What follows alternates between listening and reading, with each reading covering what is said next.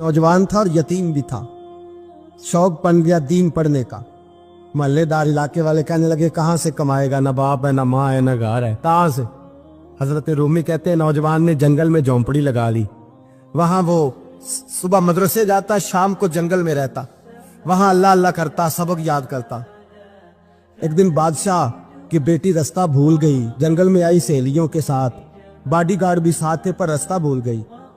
खोती खोती शाम हो गई, ऐसी खोई कि जब रात गहरी हो गई तो आके उस नौजवान के पास रुकी और चिल्लाने लगी। शेर के दौड़ने की आवाज आती है, भेड़िए के बोलने की आवाज आती है। नौजवान अकेला, सहेलियां बिछड़ गई, गार्ड बिछड़ गए। कहने लगी मैं परेशान हूँ, मुझे जगह मिल जाएगी। नौजवान कहता मैंने शहजादी देखी और मुझे भी पता था कि घर एक ही है और आग को अंदर से दरवाजा भी बंद करना पड़ता है, जंगल जानवर भी आ जाते। कहते मेरी छोटी सी कुटिया में, झोंपड़ी में वो आई, रो के कहने लगी सहारा कोई नहीं, अगर मैं पीछे निकलूंगी तो भेड़िए खा जाएगा। कहते मैंने उसे जगह दे दी। अकेली औरत, चिराग जल रहा है, सबक याद कर रहा हूँ। मेरे नबी पाक ने फरमाया जहां मर्द औरत अकेले हो तीसरा शैतान होता है। और शहजादी, वो बच्चा कहता है सबक याद करता रहा सारी रात। वो बच्ची को कहा सो जा, पर वो कहती है नींद मुझे भी कहाँ आई। ऐसे मौकों पर नींद, सारी रात सबक याद करता। थोड़ी थोड़ी देर के बाद चिराग जलता तो उस पर उंगली रखता, हाथ जलता तो पीछे खींच ले, फिर दूसरी उंगली रखता, थोड़ी देर के बाद जलता तो खींच ले, हाथ सारा जल गया।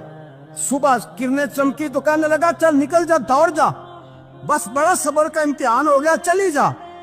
शहजादी बाहर निकली, सिपाही ढूंढ रहे थे। बादशाह खुद जंगल में निकला हुआ था, मेरी बेटी मिल गई। बादशाह तन्हाई में जाके कहने लगा बेटा मैं दुनिया को बताऊंगा कि मेरी बेटी खोई नहीं थी, सिपाही साथ ही थे। ये बड़ा मुश्किल होता है, बेटी तो भूल के भी रात कहीं रह पड़े तो लोग जीने नहीं देते, तो बेटा मुश्किल हो जाएगा मेरे लिए। कहाँ थी? उसने कहा नेक नौजवान के पास। उसने कहा बेटा मैं तो तेरी बात मानूंगा पर दुनिया नहीं मानेगी। अगर उस नौजवान ने किसी को बता दिया कि तू उसके पास थी तो फिर लोग मेरा जीना मुहाल कर देंगे। बेटा मैं मर जाऊंगा, मेरी मजबूरी ये है कि वो कहीं राज ना उगल दे वो नौजवान, उसे कत्ल करना पड़ेगा।